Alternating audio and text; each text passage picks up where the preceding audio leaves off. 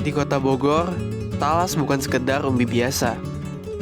Selama ini, ia hadir sederhana di meja makan, dikukus, digoreng, atau dijadikan keripik. Namun, di tangan seorang perempuan bernama Rika Dewi Rostiasih, talas menemukan wajah barunya. Inilah kisah Pasta Lagita, sebuah inovasi yang mengangkat talas menjadi sajian elegan dan memikat lidah anak muda. Berawal dari usaha kecil bernama Pasta Ibu, Rika menghadapi tantangan saat mendaftarkan hak merek. Nama yang terlalu umum membuatnya berpikir ulang. Dari obrolan sederhana, lahirlah nama Pasta Lagita. Singkatan dari pasta talas legit. Legit di sini bukan soal manisnya rasa, tapi pulangnya tekstur khas dalam bahasa Sunda. Sebetulnya Pasta Lagita ini berdiri itu awalnya namanya bukan Pasta Lagita sebetulnya. Namanya itu Pasta Ibu. Kemudian ketika mengajukan haki, Pasta Ibu itu mudah ditiru untuk jadi udah terlalu banyak lah nama-nama dengan yang simpel seperti itu. Jadi kami mikir apa ya yang ada hubungannya juga enaknya dengan talas gitu. Akhirnya setelah berembuk ternyata dapatnya itu adalah Pasta Lagita. Pasta Lagita itu dari pasta talas legit. A-nya itu hanya tambahan aja gitu. Legitnya bukan manis, tapi legitnya itu kalau orang Sunda sih bilang pulen mungkin ya itu. Talas adalah ikon Bogor, namun jarang dilirik untuk kreasi kuliner modern. Bu Rika melihat peluang itu. Talas yang selama ini kurang disukai oleh semua kalangan karena dianggap gatal saat memakannya, ia olah menjadi skutel talas, lasana talas, dan pastel tutuk. Baginya, ini bukan sekedar bisnis, tapi misi membuat talas naik kelas dan disukai oleh lintas generasi. Tantangan terbesar adalah mengubah persepsi. Kata talas sering membuat orang ragu.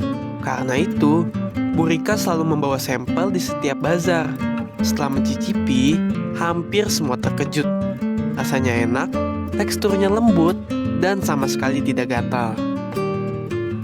Tantangannya itu orang-orang itu begitu dengar talas itu selalu berpikir bahwa talas itu akan gatal.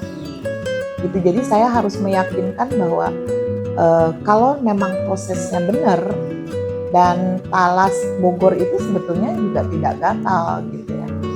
Jadi mereka itu biasanya kalau pasta yang lain saya nggak perlu menyediakan sampel, mereka udah tahu rasanya. Oh ini gitu. Tapi kalau talas itu mereka suka ragu, makanya saya selalu kalau itu menyediakan sampel silahkan dicicipin dulu gitu. Kalau itu tuh supaya mereka tahu rasa dari talas itu benar-benar aman.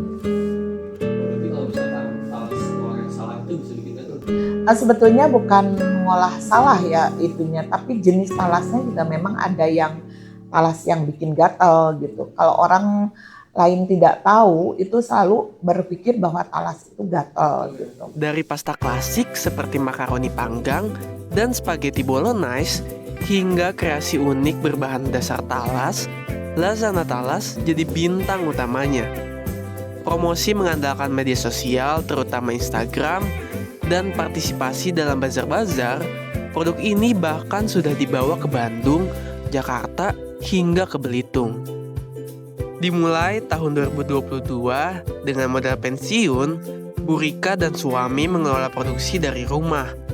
Omset mereka rata-rata di 4-5 juta per bulan, dengan lonjakan besar saat mereka mengikuti bazar. Meski pernah punya kedai, kini fokusnya pada penjualan keliling. Impiannya sederhana namun sangat besar, memiliki kafe khusus olahan talas dan menjadikan Pasta Lagita sebagai oleh-oleh khas Bogor yang sejajar dengan roti unyil ataupun bolu talas.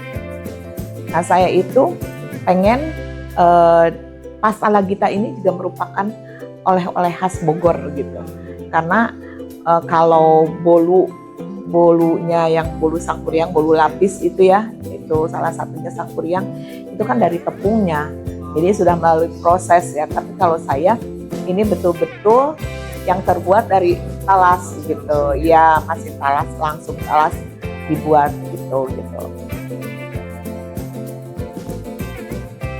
Bu Rika membuktikan bahwa inovasi lahir dari keberanian mencoba hal baru. Pasta La Gita bukan hanya tentang rasa, tapi juga tentang cinta pada potensi lokal.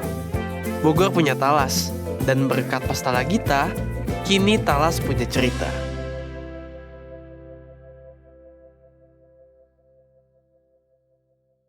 Download Tribun X sekarang, menghadirkan lokal menjadi Indonesia.